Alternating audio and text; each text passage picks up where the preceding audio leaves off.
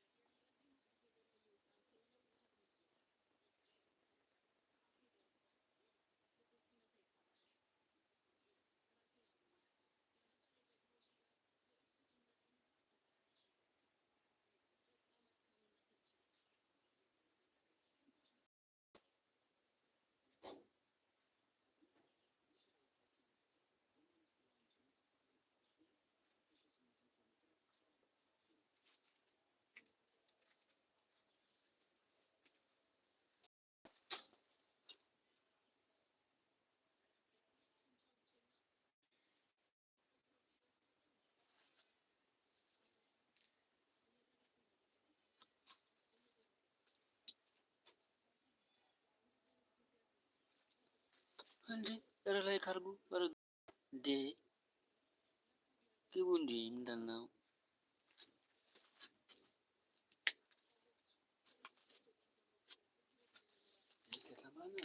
Kasama, malantan. Kasama, kasama. Audi organo, kasama.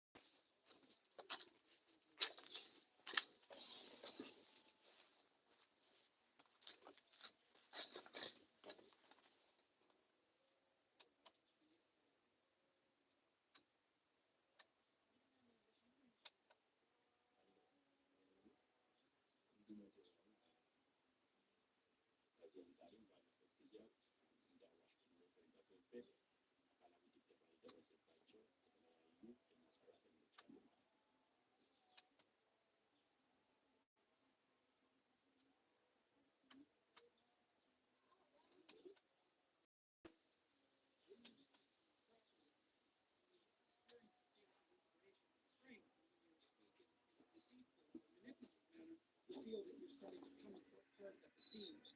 And what you need to do is practice only saying things that make you feel stronger. And that'll mean to begin with, you'll notice that almost everything you say is a lie. It's either a lie or someone else's words. It's very hard to find your own words, but you don't actually exist until you have your own words. So then you try to teach yourself how to speak your own truth. And you listen to other people while you're doing that because they can help you shape and correct your words. They'll react to you badly if you formulate your ideas badly. And if you listen and pay attention, then you can learn to formulate your words more and more clearly and accurately, and that makes you more and more powerful. It gives you more and more authority, which is the beneficial form of power. Okay, so you do that, and then you have to make a decision of faith, and that's basically what you can manipulate the world and make it do what you want. Or you can use your language to try to articulate the truth as carefully as you possibly can. And then you can see what happens. You have to let go of your desire for the consequences that you want. You have to assume that if you speak the truth, the results are best that is possible under the circumstances. So it's an exciting way of living in some sense. It's like continually walking off because you don't know what's going to happen next. If all you do is say what you think. Maybe you're at work and you say what you think you're getting fired. You think, oh my God, that's a terrible catastrophe. Maybe it's not, because maybe if you're working somewhere and you have to lie to maintain your job, maybe you shouldn't be there. Maybe it's deadening your soul and damaging you in some permanent manner and making you corrupt. And so you have to orient yourself. You have to speak the truth as carefully as you can. You have to listen to others so that you correct your speech. And then you have to allow the consequences that ensue to unfold as they would. Speak the truth. Speak the truth. And you should educate yourself. And it's not that easy to do now because you have to find people who can actually tell you also how to write, because writing is a way of forward manner to move the world forward. And if your arguments are tight and well constructed, and the pulling strings were not, they were not forces that were acting in Pinocchio's best interest. That's totalitarianism, even though he was elected. All the Huxley Brave New World to say about the potential demolition of sexual choice as a part of a dystopian future. Friedrich Nietzsche, a philosopher, described himself as someone who fought with a hammer. And Nietzsche is a very, very dangerous person and an absolutely brilliant writer. And Carl Jung, who was a student of Nietzsche, and who Nietzsche was the philosopher who announced the death of God back in the late revivify God. That's one way of thinking about it. And so if you educate yourself, and this is a really good place to start, if you read these authors, then you'll know what else to read. If you read these authors, it'll take you a good long time, and it will be very, very hard on you, and you won't be the same person when you come out, and that's very frightening. Torn down and rebuilt is no joke, but it beats the hell out of the alternative, which is just to stagnate, stay a stagnant infant. Which is not something I would recommend. There's nothing uglier than a stagnant 40-year-old infant. That's equivalent, just so you know, to Pinocchio, back to the Pinocchio story, rescuing Geppetto from the underworld. Remember when he had kind of turned into a half jackass after being at Pleasure Island, where he was enticed, by the way, from a couple of people that was the fox and the cat, who had attempted to entice himself into believing that he was a victim and needed a vacation. So Pinocchio was enticed onto Pleasure Island by two figures that played on his sense of victimization and neurosis and suffering to convince him that he didn't have to take any responsibility for his own existence, and he could just busy himself with impulsive pleasures. That's how he fell into the hands of the totalitarians on Pleasure Island. Anyways, Pinocchio, after he left Pleasure Island, had to go into the ocean twice, and the second time he went into the ocean, he was looking for his father. Well, everyone's father, from a mythological perspective, is dying in the underworld, in the chaos, because everyone inhabits a culture that's sick and old, so to speak. And it's sick and old because it was made by the dead. the living have to revivify it continually in order for it to be a dynamic force. And the living have to revivify their connection with the culture internally too, because you're constructions of culture, although not only constructions of culture. And you have to understand history, because otherwise you can't understand yourself. You're a historical creature. And so you have to rescue your dead father from the belly of the beast, from the dragon. Because remember, the whale in Pinocchio is also a fire-breathing dragon. And that means you have to face the thing that you most fear. And when you do that, you'll rescue your father from the underworld. You have to revivify your father before you can become real. And that's part of the problem with the feminist and social justice warrior insistence on the existence of the patriarchy. It's like everyone's known since the beginning of time that culture is corrupt and tyrannical, but it's also protective and benevolent. Even the language you use is a product of culture. And so you don't overthrow the patriarchy, you revivify your culture. And you do that by adopting responsibility for your own being and then acting as a moral agent in the culture. That's what you do to become educated. So read these books. Read these books. They'll change your life. I guarantee it. They'll change your life. They'll take you apart. They'll devastate you. And then they'll rebuild you into something far greater than you are now.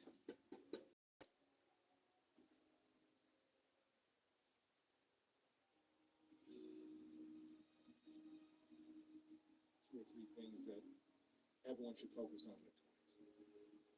Well, it certainly doesn't hurt to be in good physical condition, so we can walk through it. Stop drinking too much. How do you know if you're drinking too much? You regret what you do when you're drinking. It's interfering with other important goals. It's causing you financial distress. It's getting you in trouble with your friends and your family. It's getting you in trouble with the police. Okay, so stop abusing substances if you can, right? If you see that they're hurting you. And alcohol is particularly pernicious in that regard. So, physical health. Are you in decent shape? Are you strong? I'm fine, Nazi. And if you're not, well, Good morning. you'd be you were. You'd feel better, you'd be more effective, you'd live longer, you'd be less sick. And you really see that mount up. Like, if someone's been in shape once in their life, they age way better. And it's also a really good way of maintaining your cognitive ability. Like, you know, you hear about those exercises that you can do online to keep your cognitive ability intact. Those don't work.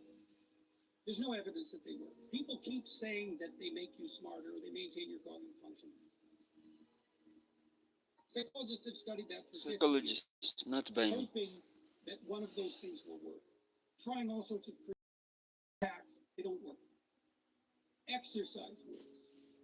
Cardiovascular and weightlifting. You start to decline in your fluid intelligence at about the age of 25. And it's a linear I'm going to slow down before I get to you. Quite ugly. If you exercise, Thanks, you get me. So that's really You slow down? It wasn't where? maintain your relationship. We'll finish the reacts another time. I'm going to bed now. Really okay, go to sleep. You go to sleep now? Right? You can count on their word. They're generous, and they have a wide connection network, which becomes more and more valuable as you get older. So it's one advantage that older people really have over younger people. They have a connection network, and a connection network is good. Well, you could be connected to 1,000 well-connected people. Okay. Now you're resting time? Connected to the entire world. Right. It's unbelievable. Yeah, also I hate English. And that's one of I want to target you know, absolutely remarkable about the situation that I'm in right now as part of one of the great benefits. I can contact pretty much anybody and they'll talk to me. That's so cool. I'm interested in infrastructure for reasons I won't get into, but I'm interested in infrastructure development. It's a good solution to the problem of inequality and employment. I reached out to a leading expert on infrastructure last week, see if he'd talk to me. I said, I don't know anything about infrastructure except that it's worn to a frazzle and we should do something about it. You know, he agreed to having a connection network is of unestimable inestimable value. Electric authority. Reliability, generosity, you can work on both of those. Philosophical sophistication, it's Sophistication very useful. is useful. Yeah. Because it orients you. Psychology. Yeah. You have a sophisticated sense of the world. Find, for example, that doing things for other people is actually more rewarding than virtually anything else you can do. You know, when you hear you should be of service to other people. Well, if you actually watch yourself, you pay attention to yourself, and you do something to help someone else, and it genuinely helps. Watch yourself. I defy you to find another experience that is that satisfying. It's actually quite stunning how satisfying that is. And so that's a very useful thing to realize. And why is helping another person the most satisfying thing for probably most people? You should. You know, out of their ego. English and I couldn't communicate. Why is that such a satisfying? You could be. English is international language because we understand each other by this language. We must know it sort of technical a little. So imagine I take two people and I say, okay, I'm going to give you $100, and you have to give some of it to the person right beside you. And they can either agree or disagree with the split, but if they disagree, you don't get anything. No, you don't get anything. Okay, so a classical economist would say that the person should take the 100, offer the person next to them $1, yeah, and the person should accept it because why not? They get $1 instead of nothing, and that's the solution. But what happens is that if you don't offer that other person something close to 50-50, they're likely to tell you to go to hell. Yes, very good. You think you get nothing too. You think, well, why would people do that? Because they just reject $50 and who cares? And the answer is, well, we don't just play one game with other people, we play a repeating game. And so imagine we did this. So imagine it's a crowd and they're all watching you.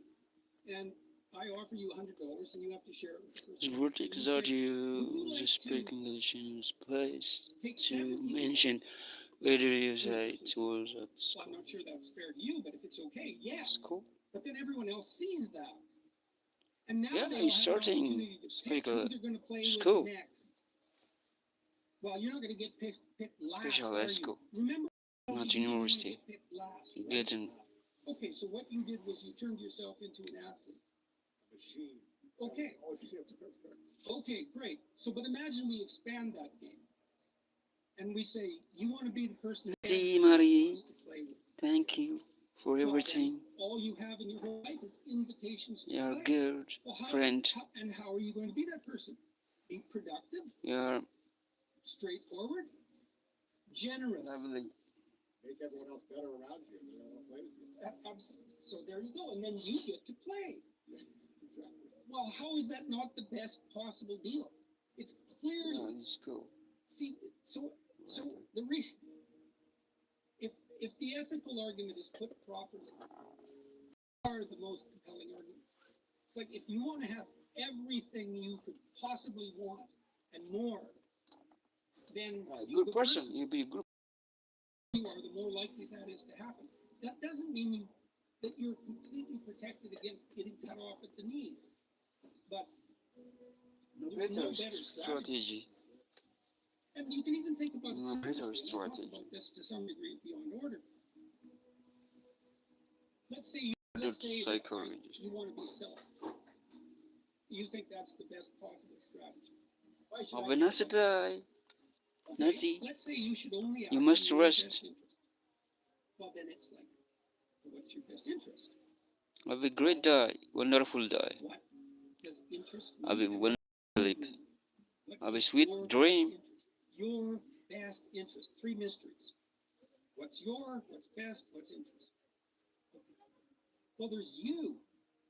But you aren't just you right now.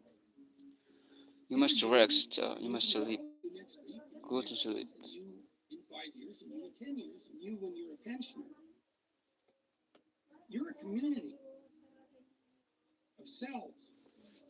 stretched across time. And so if you were enlightened and selfish, you would act in a manner that would benefit that entire community across time. And I don't think that's any different than acting on the best possible part for other people. I think they're the same problem. Nazitanyi Bakashi. Jocko was telling me Thank when you. we talked this week. He's this tough character, man. You know, and he could have, and I'm not telling tales out of school here, he could have been a criminal, no problem. And he knows that perfectly well. And I'm not saying that as a slur on his character, partly because I believe the Nietzschean dictum that a lot of morality is just cowardice. Whatever he might be, he's not a coward. And so, and just because you obey the laws doesn't mean you're moral. Just might mean you're afraid. In any case, so the question is, well, what socialized this brute? Well, he was taught in the Navy SEALs. Take care of your team. That's your fundamental purpose. And he noted, and we had a long discussion about this. The successful guys, man. Yeah. That's me. You know they've got your back. Right. You know that above all. Yeah, and if you aspire to a leadership position among those groups, let's say, and you aren't one they know to have your back, they're not following. Yeah, they are not following,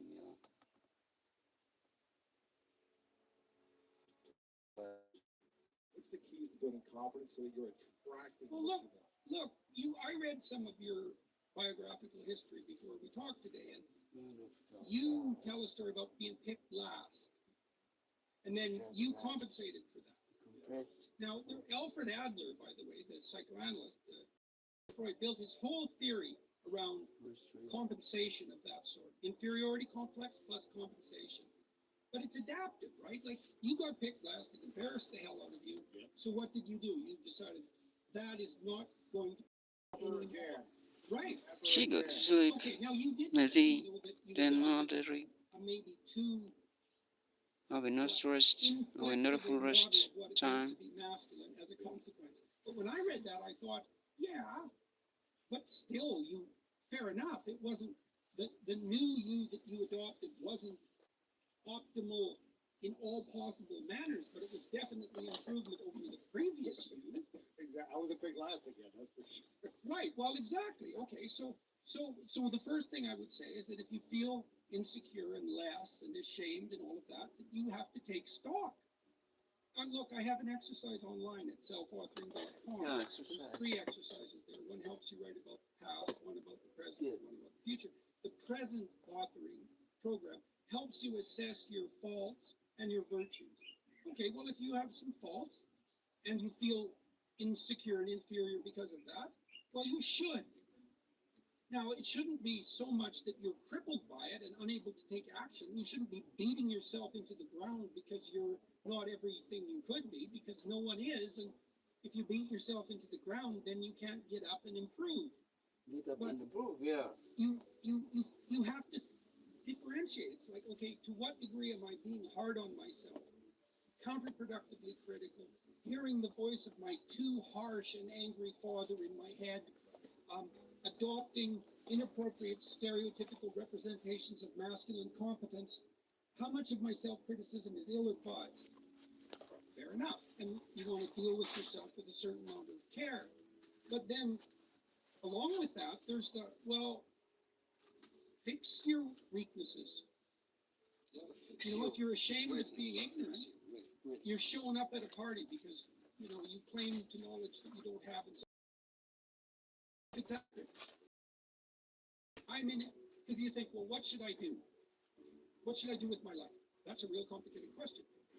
Oh, here's an inadequacy. Excellent. You have a goal now. Rectify it. Now, you still have to think strategically and figure out how to rectify it and do it step by step. But Carl Rogers, the psychotherapist, pointed out that the person, for therapy to be successful, the person has to want to change. So they have to have recognized that they have a problem. If someone is mandated by the court to attend therapy, it's very difficult for the therapist to convince them that they have a problem. Once you're convinced you have a problem, it's like, away you go. You know, I know it's still technically difficult, it requires discipline and all of that. There's no magic solution, but if you're plagued by feelings of inferiority, you should rectify the most obvious inferiorities. I would say that you have to rectify an impediment to your goal, or you have to shift goals. But if you're shifting goals because of an inadequacy-related impediment, then you have to ask, reliable, or are you just taking the easy way out? You by picking a different, that's a good mental hygiene practice, because sometimes you should switch goals rather than rectifying inadequacies. But you can fool yourself then, and that's not good. And if someone is goalless, lazy, unmotivated, not sure, what would be a few key steps to get started to turn their life around or to find the motivation for something greater than where they're at? Well, I think a fair bit of that's probably to be found in, you can find it in shame, you can find it in guilt, you can find it in conscience, you can find it in anger, you can find it in interest and engagement and beauty. There's lots of pathways. If you're angry about something in the world, well, you know, that's an indication that that's in some sense your problem, right? It's speaking to you in a moral sense. This shouldn't be that way. Well, maybe you're the person who should do something about it in some manner. Maybe it'll take your whole life to figure out how to do that. But it's bothering you for a reason. So the negative emotions can be a pathway to transformation. I'm not trying to romanticize them. They can crush you completely and leave you with nothing, right? For sure. And they can go badly astray. But shame, that's a good one. What am I ashamed of? Well, can you fix any of that? I'm going to work on these things that I'm ashamed of. And just see, like, does my life improve enough so that I'm not so bitter about it now, or I'm not so hopeless about it now? And my experience has generally been that works. It works. And then some of it's practical knowledge too. It's like you can get a really long way with very small changes, incremental changes, micro habit changes. So aim low. Don't have big goals. Oh, you can, but the problem with a big goal is that it's daunting enough so that it might paralyze you, and there's a high probability of failure. And so imagine that you're your own child. Okay, now imagine you love this child, and you would like him, we'll say him because it's you and I talking, to succeed. Now, you have an ideal for this child. You'd like him to grow up to be the best he can be, better than you, the best man he can be. That's what you want for your son, if the good part of you is talking. You definitely want him to be better than you are, but you want him to be the best he could be, if your vision is unclouded. Okay, but then you offer him a goal. It's like, well, do this. Well, can he do it? Well, if he can do it without a second thought, there's no challenge in it. There's no developmental impetus. It's not in the zone of proximal development.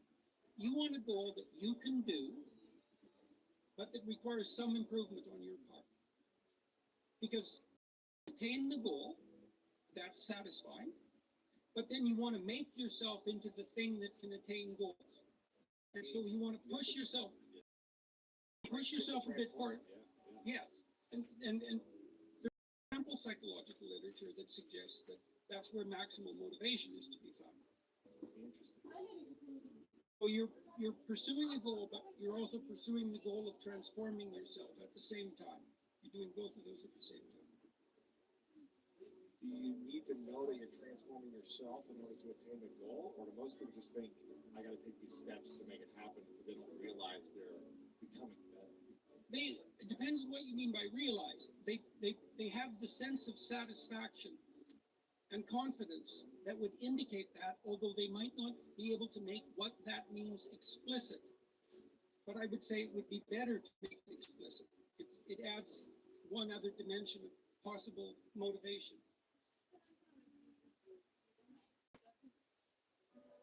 I still believe that, genuine accomplishment, but it's ethical. It's always ethical accomplishment. I believe that to be the case. Genuine ethical accomplishment is the best source of security, but it's not. When you mean ethical accomplishment, you mean doing something good, right? Whether people know about it or not, just good and right for yourself.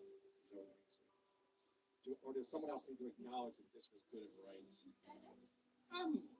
I think if you've done it for yourself, that's good. But if you do it and other people are in on it and along for the ride, sometimes that's better. Psychopaths don't care what people think. Now, you shouldn't care so much what people think about you that you're willing to lie to maintain whatever it is that you think they value. Like there are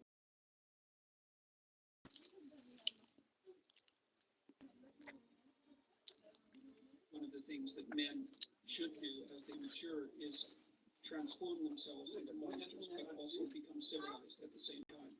And that's exactly what you see in stories like Beauty and the Beast, where the ideal man starts out as a beast and ends up civilized. He doesn't start out as a milksop, wimp sort of character who poses no threat to anyone and then becomes the hero. That isn't how it works. Although there are stories of that kind of development. The reason that Harry Potter can withstand Voldemort is because he's got a piece of it, right? He's being touched by it. And the way that you the psychopath at bay is to develop the inner psychopath so that you know one when you see one, right? And then, but that's a voluntary thing. It's like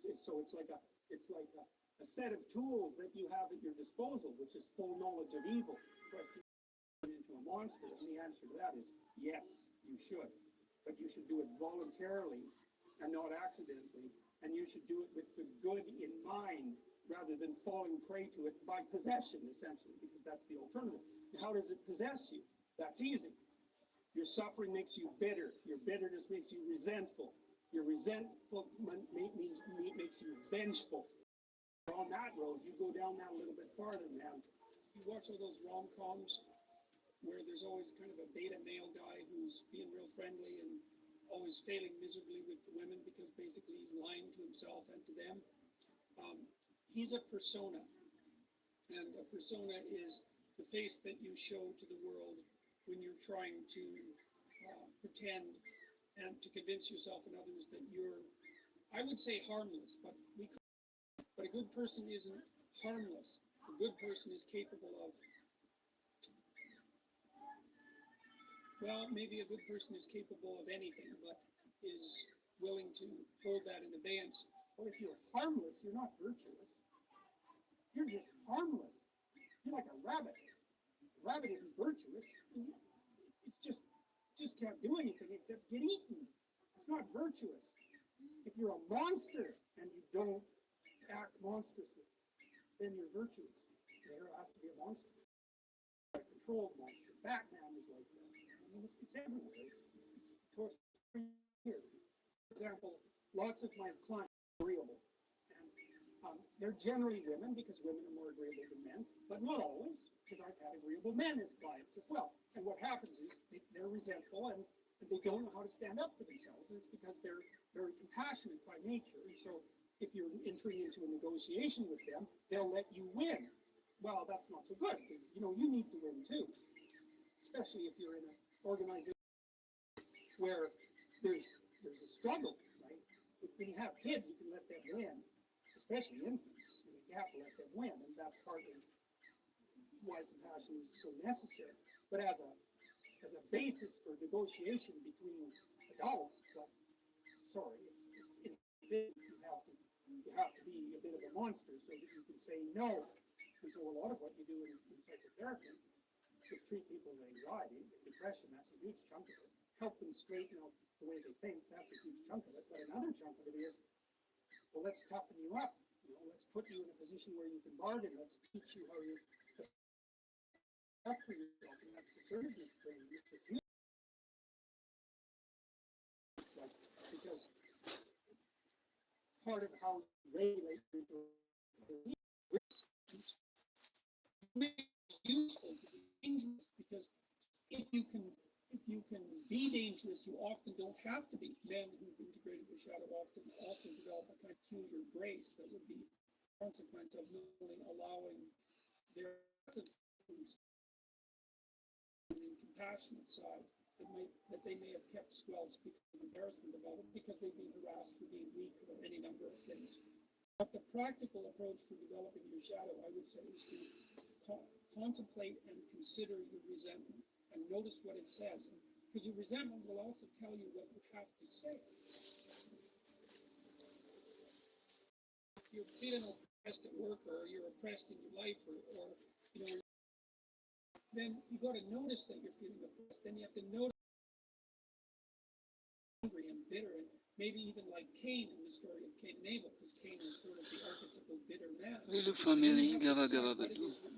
Do Subscribe, like, bell, share. something that you have to say, and then you have to say it because your soul depends on it. And not only does your soul depend on it,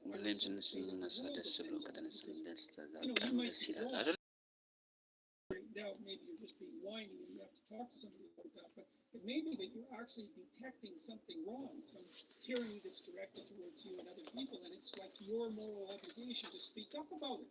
And so many places become toxic, to use a terrible cliche, because the people in them, they speak up too late, and then they're all twisted up about it, and they're torturing other people because they're so unhappy, and so forth and so on. So practical approach for developing your shadow fundamentally is radical honesty.